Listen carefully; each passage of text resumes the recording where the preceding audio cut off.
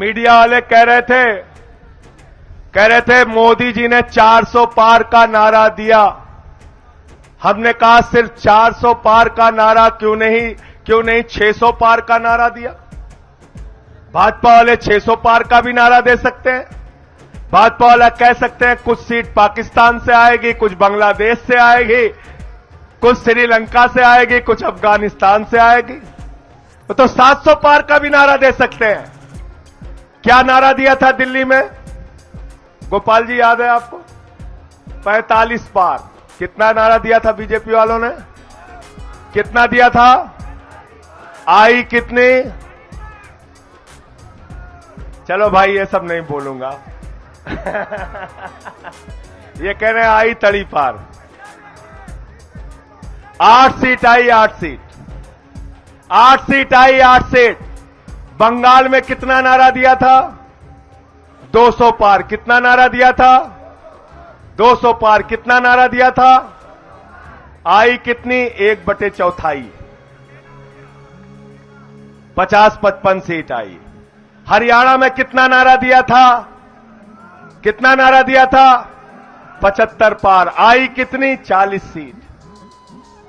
मेघालय या मिजोरम कौन सा अभी मुझे चुनाव बता रहे थे, वहां नारा दिया था 21 पार, वहां आई 1 सीट। कितनी आई? 1 सीट।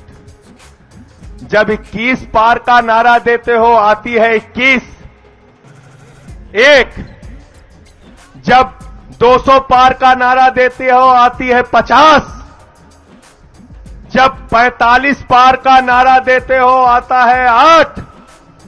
तो जब 400 पार का नारा दे रहे हो तो आएगी